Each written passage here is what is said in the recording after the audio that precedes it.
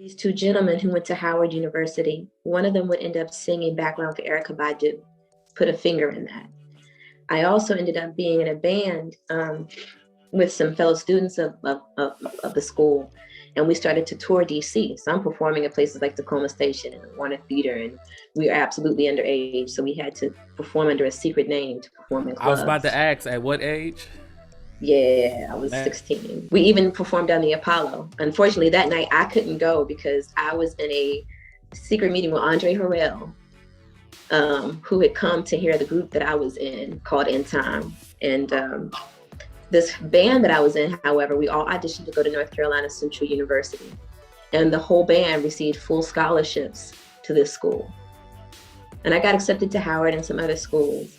But when I saw my whole band got accepted to Central, I was like, I don't want to study classical music anymore. I'll be 50 years old when I'm recognized, especially at that time.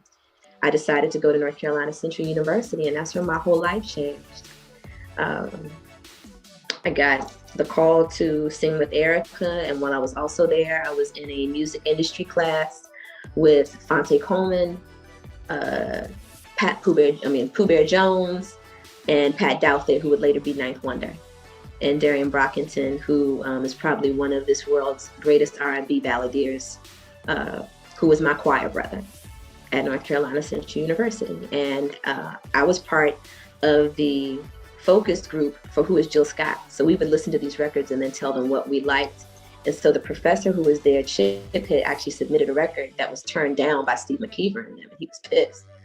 He made it his life's work to create a record that he felt would be better than Jill Scott's Who is Jill Scott. And he was going all over Durham trying to find somebody to record this record for him. I kept telling him I could sing. He kept ignoring me and would not listen to me sing. I started singing background for Erykah. He started to pay a little bit more attention to me. And so one day, Darian Brockington had me come into class and bring this demo I had recorded. And he heard me sing and he heard my pen. And he tore my record to pieces. He tore my record to pieces so badly, I cried in front of my class. I couldn't believe this was happening to me. As a woman in my 40s now, I know sometimes people will rip you down so that they can actually have an opportunity to capitalize on you. Because they think that instead of coming from a place where they're like, oh, you're amazing, their personal story that says you're going to reject them, if they just simply tell you you're great, makes them just decide to crap on it so that they can then come and rescue you from yourself. Put a finger in that. It'll come to you in the morning. But at any rate, I ended up going into the studio with this gentleman because he was my professor. And he also was the brother who was responsible for the bass line in Sugar Hill's boom, boom, boom, boom, ba-dum-ba-dum-dum-dum-dum-dum-dum. That was my professor. And he was brilliant. And so he created this basic writer's camp of artists around myself, which was Fonte, which was Dee, which was Pat. And we would bounce music off of each other. We would just bounce music off of each other.